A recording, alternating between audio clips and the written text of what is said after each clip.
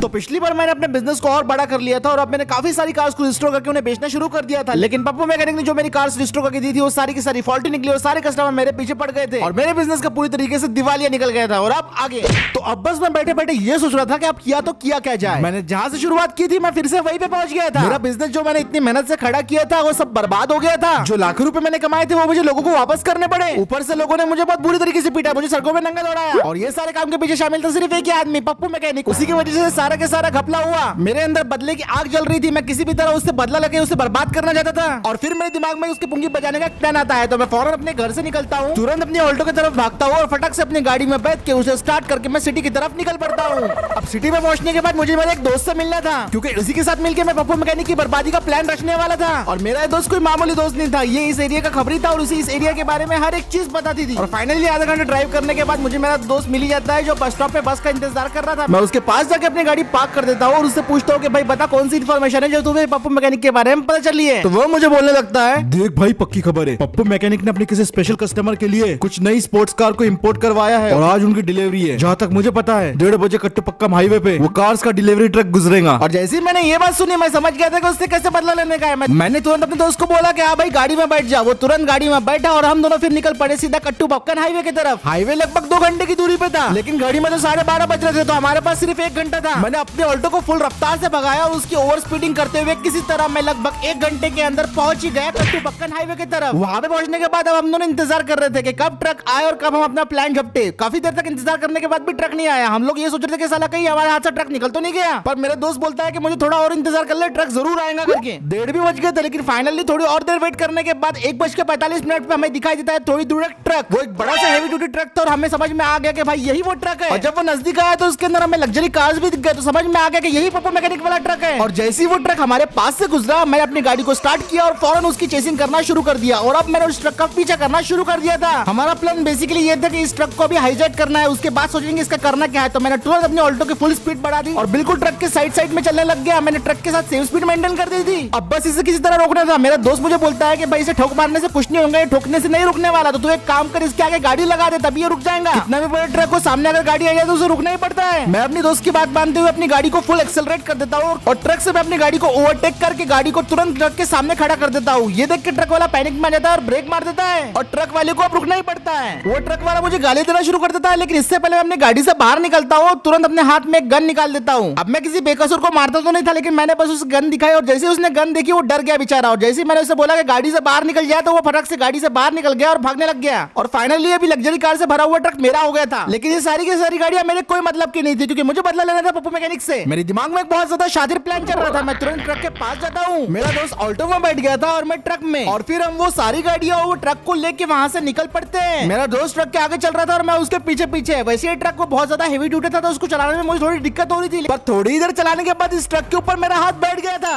और अब मैं बिना किसी परेशानी के हेवी ड्यूटी ट्रक को चला पा रहा था। और ट्रक में जो सारी की सारी गाड़ियां लोडेड थी वो करोड़ों रुपए की थी और इन सारी गाड़ियों के साथ हम जो वो करने वाले थे किसी ने सोची ना होंगी। और लगभग 4 घंटे ड्राइव करने के बाद हम एक सुनसान नदी की तरफ पहुंच जाते हैं। नदी पे पहुंचने के बाद हम ट्रक को किसी तरह किनारे तक लेके आ गए और मेरा दोस्त ऑल्टो के साथ दूर जाके कोने में खड़ा हो गया, क्योंकि ये वाला काम तो मेरे को ही अंजाम देना था। मेरा दोस्त मुझे बोल रहा था भाई एक बार सोच ले, लेकिन मैंने उसे यकीन दिलाया कि अब सिर्फ गलत होगा तो पप्पू मैकेनिक के साथ, अपने साथ नहीं, अपने साथ जितना गलत होना था वो हो चुका। और फिर मैंने काम करना शुरू कर दिया। मैं ट्रक के अंदर बैठा, उसे स्टार्ट किया और ट्रक को रिवर्स गियर लगा के पीछे लेने लगा। जैसे ही ट्रक रिवर्स होना शुरू हुआ वो पानी में डूबने लगा भाई, क्योंकि किनारे के नजदीक था काफी वो, और एक एक करके सारे गाड़ियां ट्रेलर के साथ पानी में डूबने लगे। यही था मेरा बदला। मुझे अंदर से इतनी खुशी हो रही थी ना कि क्या बताऊं, पप्पू मैकेनिक का इतना नुकसान हो रहा था और मैंने सारी गाड़ियों को ट्रक को पानी में डुबो दिया था और दरवाजा खोल के मैं ट्रक से बाहर निकल गया और तैरते तैरते मैं फिर किनारे की तरफ वापस आ गया था। और अब मेरे दिल को थोड़ा बहुत सुकून मिला था। मैंने पप्पू मैकेनिक की करोड़ों की गाड़ियां डिस्ट्रॉय कर दी थी और उसका कस्टमर अब उसे नहीं छोड़ने वाला था। मैंने अपने कपड़े भी सुखा लिए थे, लेकिन मेरा बदला अभी तक पूरा नहीं हुआ था। तो मैं और मेरा दोस्त फिर से अपनी गाड़ी में बैठते और सीधा निकल पड़ते वो जगह पे जहाँ से ये सब शुरू हुआ था।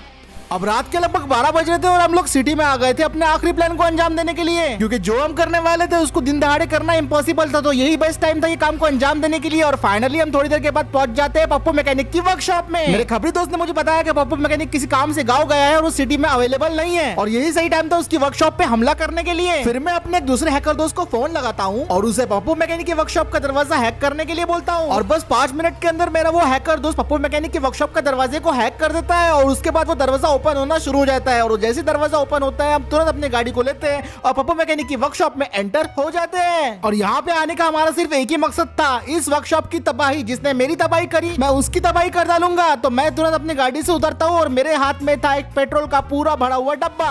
और इससे पहले कि यहाँ पे कोई आ जाता मैं अपना काम करना शुरू कर देता हूँ। सबसे पहले तो मैं ऊपर जाता हूँ फ्लोर पे और वहां पे जाने के बाद अब पेट्रोल डालने के बाद ही थी। सबसे पहले तो जिस सोफे पे वो चौड़ से बैठता था उस सोफे को मैंने पूरी तरीके से पेट्रोल में कवर कर दिया। मैंने एक भी जगह नहीं छोड़ी, सारा पेट्रोल उसके सोफे पे डाल दिया। और ऐसे करते करते फिर मैंने फर्श के ऊपर पेट्रोल डाला, उसके बाद मैंने सीढ़ियों के ऊपर पेट्रोल डाला, फिर नीचे जाने के बाद मैंने नीचे की पूरी फर्श पे पेट्रोल डाल दिया। ऐसे कर करके मैं उसकी मेन वर्कशॉप में भी पहुंच गया जब उसके सारे मेन इक्विपमेंट और कार का सामान रखा हुआ रहता था। तो मैं वहाँ पे भी सारी जगह पेट्रोल छिड़क दिया, एक भी चीज मैंने उसकी नहीं छोड़ा। उसकी जो गाड़ियां वर्क इन प्रोग्रेस में थी वहाँ पे भी पेट्रोल डाल दिया। और फाइनली उस पप्पू मैकेनिक की पूरी वर्कशॉप पेट्रोल में कवर हो चुकी थी, पूरी तरीके से वर्कशॉप पेट्रोल में भीग चुकी थी। और अब मेरा काम को अंजाम देने का वक्त आ गया था। मेरे पास एक जलती हुई बोतल थी और वो जलती हुई बोतल को मैं सीधे तरीके से फेंक देता हूँ पप्पू मैकेनिक की वर्कशॉप में। और उसके बाद जो होता है पूरी वर्कशॉप धड़ धड़ करके जलने लगती है, पूरी धाय धाय धाय एक एक करके वर्कशॉप की सारी चीजें जलने लगती है। और थोड़ी देर में पूरी की पूरी वर्कशॉप कवर हो जाती है फायर में। और ये कोई और आग नहीं थी बल्कि ये थी मेरी बदले की आग। उसकी वर्क इन प्रोग्रेस कार, उसकी वर्कशॉप, उसका जिम,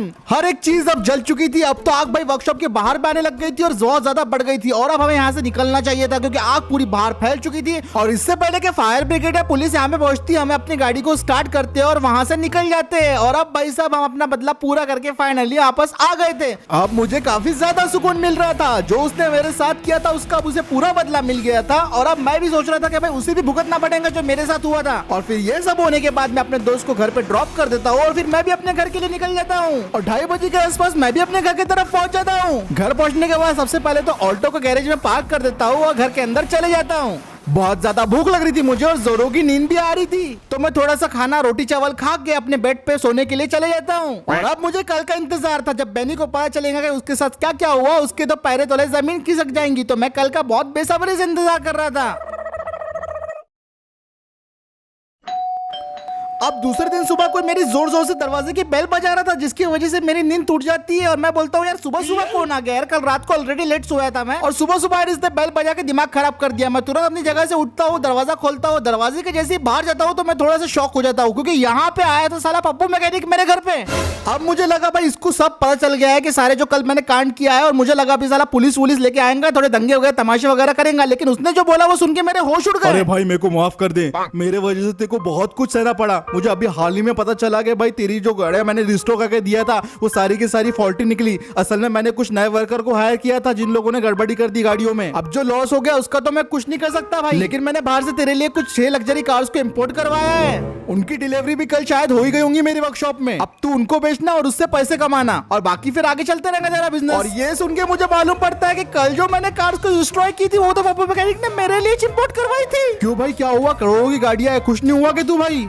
अब मैं पप्पू मैकेनिक को क्या पता था कि मैंने कल अपने ही हाथों से उन सारी की सारी गाड़ियों को डिस्ट्रॉय कर दिया चुरा के। ऐसा लग रहा था मैंने अपने पैर पे कुल्हाड़ी नहीं बल्कि थोर का हथौड़ा ही मार दिया है। और इतने में पप्पू मैकेनिक को एक फोन आता है उसके दोस्त का और जैसे ही वो फोन उठाता है उसे कुछ ये सुनने को मिलता है। हेलो, हाँ पप्पू मैकेनिक बोल रहा हूँ, भाई क्या हुआ? भाई भाई तुम्हारी वर्कशॉप गई भाई, तुम्हारी वर्कशॉप गई। अरे भाई तुम्हारी वर्कशॉप चले गई। अबे सुबह सुबह क्या बकवास कर रहा है? भाई तुम्हारी वर्कशॉप जल के खाक हो गई, कल रात को आग लग गई थी। अबे साला मैं एक दिन गांव का गया, मेरी वर्कशॉप भी जल गई। अरे भाई मेरी वर्कशॉप किसी ने जला दिया मेरा भाई, मैं क्या करूँ अब पप्पू मैकेनिक को मैं कैसे पता था कि ये लॉस मैंने करवाया है, लेकिन अब मेरे पास चुप रहने के अलावा और कोई चारा नहीं था। अपनी हालत पे मुझे हंसी आती है और रोना भी। लेकिन आज का वीडियो अब यहीं पे खत्म होता है। अगर वीडियो पसंद आया तो लाइक कर दो, शेयर कर दो, चैनल को पहली बार देख रहे हो तो सब्सक्राइब कर दो और मैं मिलता हूँ आपसे अगले वीडियो में।